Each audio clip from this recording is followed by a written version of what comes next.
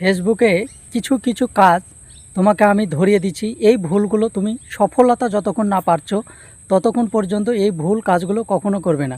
কারণ তুমি যত ভুল কাজ করবে তত কিন্তু তোমার সফলতা দূরে সরে যাবে। আর তুমি যে পরিশ্রম করছো, তুমি যেখানে সময় দিচ্ছ, এই পরিশ্রম, তোমার সময়, সব কিছু কিন্তু আস্তে আস্তে তোমার কোনো কাজে আসবে না। তাই যতদিন পর্যন্ত তোমার সফলতা না আসছে এখানে, ততদিন পর্যন্ত এই ভুল কাজগুলো কখনো করবে না।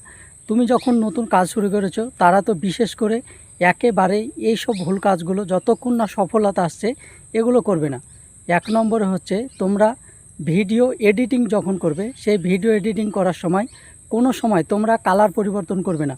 এই যে প্রকৃতির যে দৃশ্য, যেটা আসল দৃশ্য, এই আসল দৃশ্যটাই তোমরা সেটাকে আপলোড করে দিবে।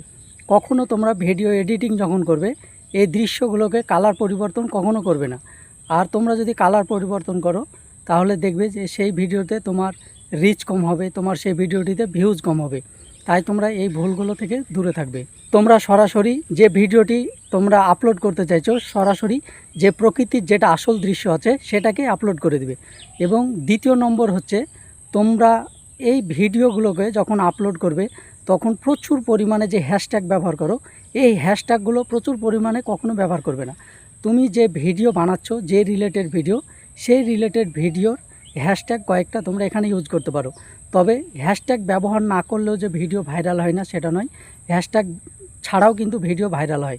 তাই তোমরা হ্যাশট্যাগ নিয়ে বেশি বাড়াবাড়ি না করাই ভালো, কারণ হ্যাশট্যাগের কারণে ভিডিওর রিচ কমিয়ে দেয়। কারণ আপনি যদি উল্টাপাল্টা হ্যাশট্যাগ হয় তাহলে কিন্তু সেখানে ভিডিওর রিচটাকে অনেক কমিয়ে দেয়।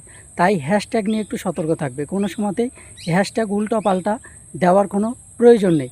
আর দ্বিতীয়ত হচ্ছে, কোনো সময়তেই তোমরা বেশি পরিমাণে তোমরা যদি একটা ভুল করো তাহলে পারে তোমাদের পেজের রিচটাকে ধীরে ধীরে আরও ডাউন করে দিবে। সেটা হচ্ছে, তোমরা যদি সবার কাছে গিয়ে গিয়ে অনেক কিছু চাইতে থাকো, যেমন আমাকে ফলো করো, আমাকে ব্যাক করো, এই কথাগুলো প্রথম অবস্থায় সবাই কিন্তু ফলোয়ার পেতে চায়। তার জন্য সকলে এই ভুল কাজগুলো করে। কোনো সময়তেই ফলোয়ার চাইতে যাবে না, কাউকে ডেকে ডেকে ফলোয়ার আনবে না। কারণ ডেকে ডেকে ফলোয়ার আনলে এই ডাকার কারণে যেমন তোমার পেজে রিচ কমে দেবে, আর ডেকে এনে যে সমস্ত ফলোয়ার আনবে তারা তোমার ভিডিও দেখবে না। কারণ হচ্ছে এই ফলোয়ারগুলো বেকার তোমার পেজে পড়ে থাকবে, কারণ এরা গন্তিতে থাকবে কিন্তু এরা কোনো কাজে আসবে না। তাই ডেকে ফলোয়ার আনতে গেলে যেমন পেজে রিচ কমে যাবে, ভিডিওতে ভিউজ হবে না, তেমনই ফেসবুক যখন এটা বুঝতে পারবে অ্যালগরিদম, তখন এটাকে স্প্যাম হিসাবে ধরবে। তাই এই স্প্যামজনিত কাজগুলো থেকে দূরে থাকতে হবে, শুধু অর্গ্যানিকভাবে এখানে কাজ করতে হবে।